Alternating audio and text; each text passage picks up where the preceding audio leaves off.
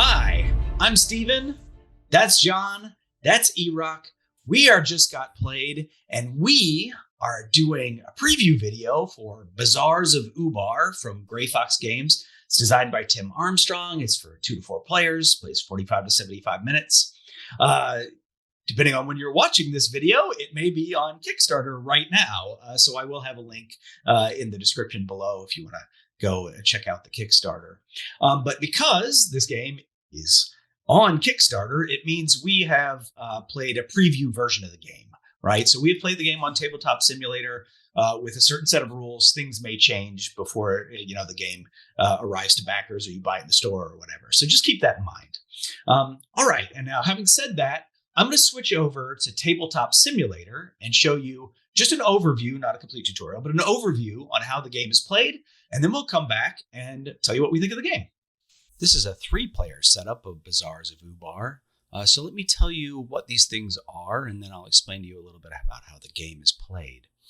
So there are 5 different goods in the game. You can see there are lamps, chests, rugs, potions, and scarabs. You can see each player has a player area where they have an existing trade tile. Normally you get the trade tiles from the center market, but everybody starts with one. And you have a ship, and that ship has one of each of the different goods except for the scarab already on it. Over here, you can see that there is a time track. So we'll have these pawns that will move along this track. And then once every player is past a bazaar, so we have these 3 different bazaars, we'll resolve these markets. So this market corresponds to this bazaar, this market corresponds to this bazaar, and this one corresponds to the last bazaar. So there'll be 3 of those during the game. So what happens on a turn is fairly straightforward. Whichever player is furthest back on this track gets to go.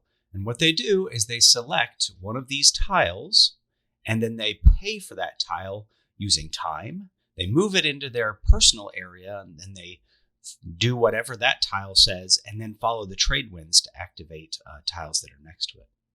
So let me describe how some of that works. Let's say that I've decided that I'm going to take this tile. So if you look at this tile, it has 1, 2 hourglasses around its edge.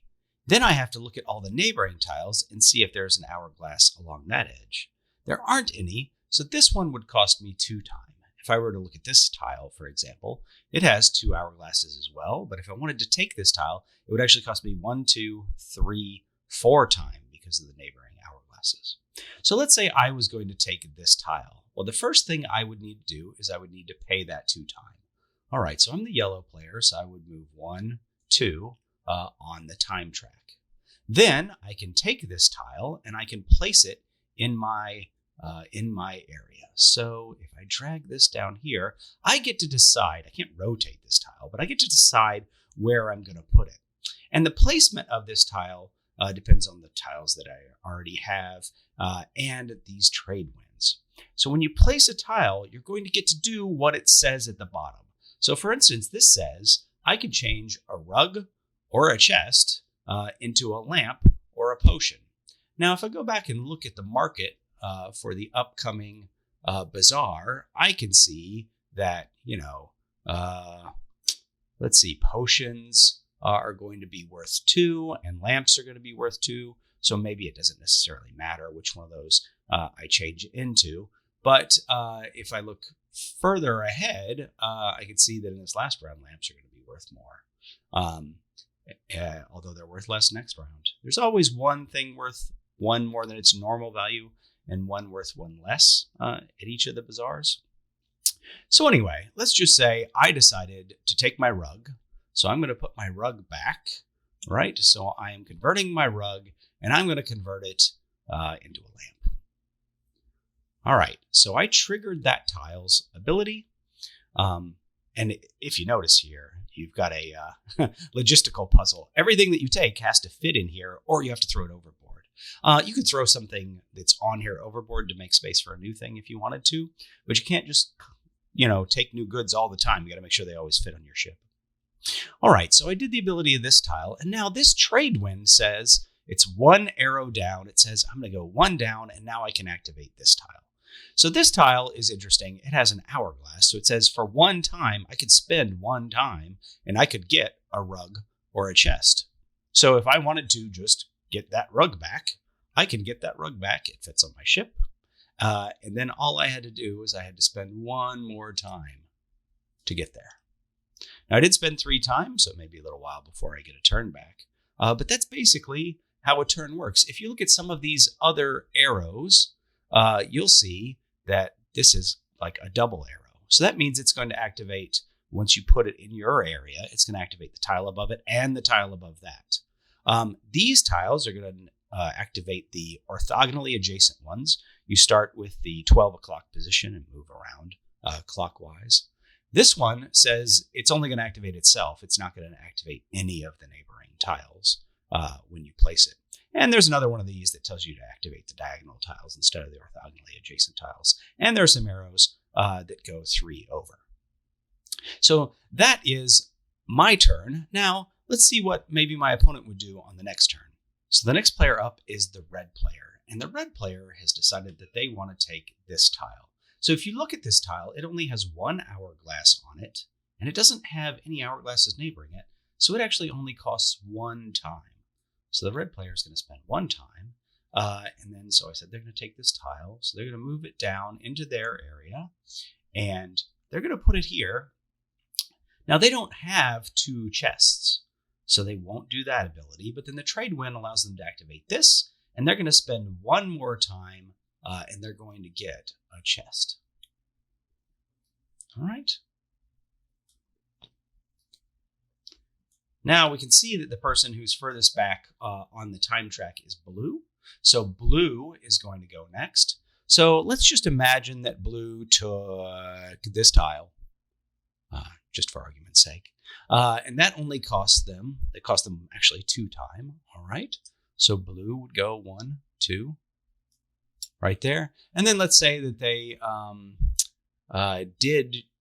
couldn't actually activate this tile, but they could activate the one next to it and use another time, right? So they'll go ahead and they'll move 1 more. All right. Now, and so they took their turn. Now it's red's turn again.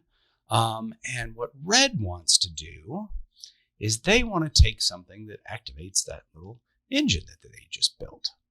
So red is going to take this tile. So if you look at this tile, it costs 1 time, and then there's 1 neighboring hourglass. So this actually costs 2 time. All right, so red is going to move ahead 1, 2 spaces. They're going to take this tile, and they're going to move it down into their area. Like that. Now, what does this allow them to do? Well, the first thing they can do is they can spend another time to get a scarab. So let's imagine that they would do that. Scarabs are generally the more valuable thing. And in fact, they're worth 4 at the end of this round. So they got to fit a scarab in here somewhere. So we'll say they drop it there. Then the next thing is they could spend another time to get a chest or a rug. So maybe they'll do that. Just keep spending time and collecting resources. All right. So now they have another chest. And because this was a double arrow, they activate this tile and this tile. So now they can spend those 2 chests and they can get a lamp and a potion. All right, so I can put those 2 chests back and I can get a lamp and I can get a potion. All right, and so that is red's turn. Even though they spent a lot of time, they did get a lot of things. Now you can see here there's a couple of these things that are stacked up. So the disc that's on the bottom is now up for their turn. So this would actually be yellow's turn now. And what's going to happen is this is going to continue. And once all of the players' pawns have met or surpassed this round 1 end. So for instance, if red on their next turn wanted to spend 4 time for some reason, they just keep going 1, 2, 3, 4. They don't stop here. But once all of the pawns are past there, then that triggers one of these markets at the bazaar. So you can optionally sell whatever you want for these prices and you collect coins. Coins are victory points. And once everybody has done that, then you're also going to refill tiles here into this market. You're You're going to leave the ones that were left behind, but you're going to fill in any empty spaces that were there. So you'll do that every time you do this bazaar and then this bazaar. And then, of course, after this bazaar, the game is actually going to be over. You're just going to add up the coins that you have and see who had the most. The tiebreaker is if somebody moves past the end here, spending time, then whoever was the most efficient and spent the least amount of time is actually going to be the winner of the game. But yeah, there you go. That's the basics of Bazaars of Ubar. All right. So hopefully that gave you an idea of how the game plays. So now we're going to talk a little bit about what we liked about the game. So John, I'm going to throw it over to you first. One of my favorite genres of game is one where you can have a very quick teach. And I think you could teach this game in 5 minutes. There's no difficult concepts. But the entirety of the game lives on the tiles, the cards, and the interaction thereof. So there's a lot of meat in the game from looking at it and saying, what do I want to choose? How is this going to work in my engine? Should I make a short, medium, long-term strategy plan? But you don't have to spend 30 minutes teaching it and see people's eyes gloss over as you're trying to teach the 17th mechanic. So very easy to teach, very difficult to master is my favorite genre, and this falls squarely into that camp. Yeah, I mean, I think this is a game that we can easily take to game night, right? And, with the game store and get people playing in the game real quick. I like about the game. So you talk about the complexity being on the tiles, really. And I like the engine building aspect of this game, right? Because you can look at the tiles and say, well, I don't want to spend a lot of time. I want to minimize the amount of time I want to spend. Or you can say, well, I've got, I'm going to take this tile, which is going to give me some immediate benefit, right? Like there's something that I need right now. Or you could take a tile and say, well, this tile, if I put it next to this tile, is going to future turn give me some nice combo when I run those things together. I mean, ideally, you get all that stuff together, right? You get a cheap tile that it benefits you now and then lets you run a combo later. But, more likely than not, you are going to have to decide on your turn, like, well, geez, do I want to spend the time? Do I want the immediate benefit?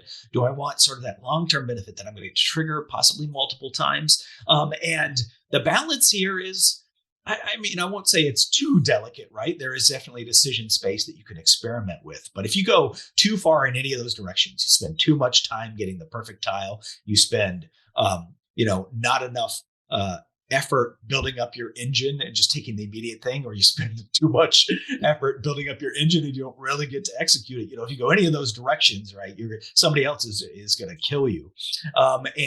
So I like that sort of multi-layered facet to the engine building that you're doing. And so I would say that's my favorite part about the game. But with the markets being available from the start too, they give you the beginning of the game, they give you the end of the game, and you've got to fill in the blanks in between.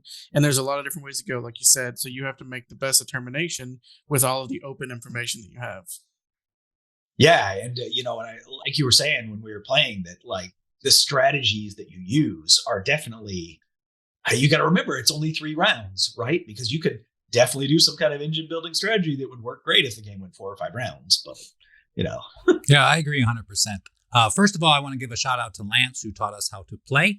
And in his honor, I've got my Vikings jersey on for him. So thank you, Lance. We appreciate you. But yeah, I agree 100%. It's only 3 rounds. I like that it doesn't overstay its welcome. You do a couple of trades, then you sell some stuff. Then you do a couple of trades, you sell some stuff. One more time and the game's over. And whoever has the most money won the game. It's quick action as far as it goes.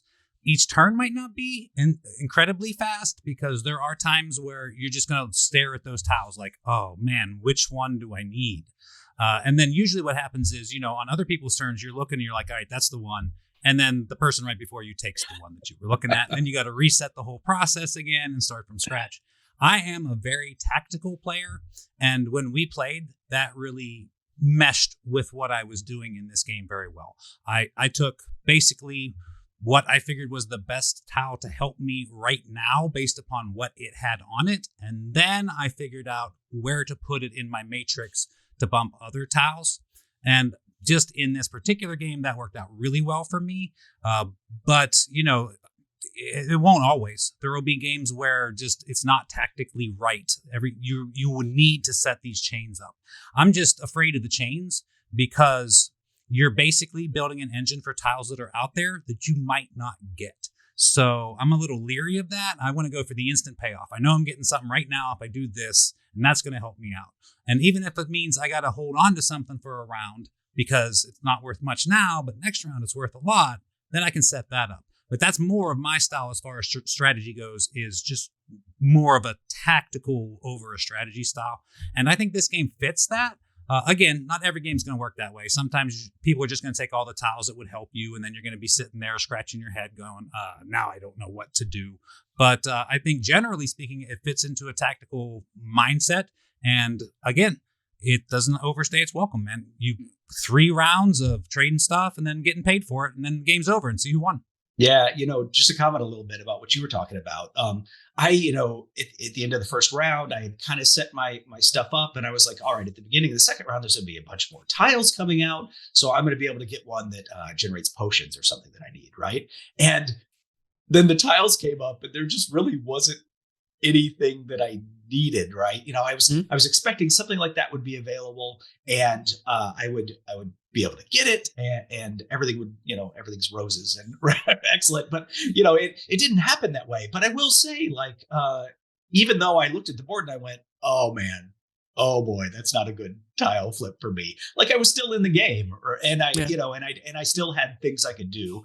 So I like that about games too, right? Like, I didn't get so far pigeonholed in some direction that it was just over essentially for me when I didn't get what I needed. So yeah, the game's got that going for it too. So. Well, it was interesting too, because as you said, someone could steal the tile out from you, but as people are taking tiles, the ones that aren't as great become cheaper. So you spend less time for them, you can pivot on that. So as Erock was saying, it's very tactical. If you play this tactically and keep up with the updating information, you're going to be rewarded for that. So it's a good mix of an overall strategy, but more focus on tactics. And it's just a little puzzle that you have to solve every turn to try to get the most you can out of it, which I just found very engaging. Yeah, at one point I was absolutely waiting for a tile to get cheaper time-wise, because I wanted that tile. I had a place that I wanted to put it, but it was like 4 time.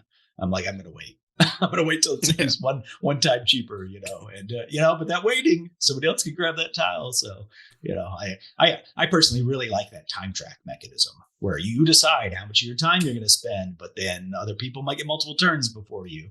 That's one of my favorite mechanisms of games. So there's a great little combo of just like take a very simple turn, but it only spent 1 time, and now you get to go again. So you're immediately comboing off of what you just played. So there's definitely a lot of room within this decision space of going, oh, I'm going to pull a fast one here and get a really big turn out of 2 smaller turns combined before anyone else can stop me. Yeah, I agree 100%.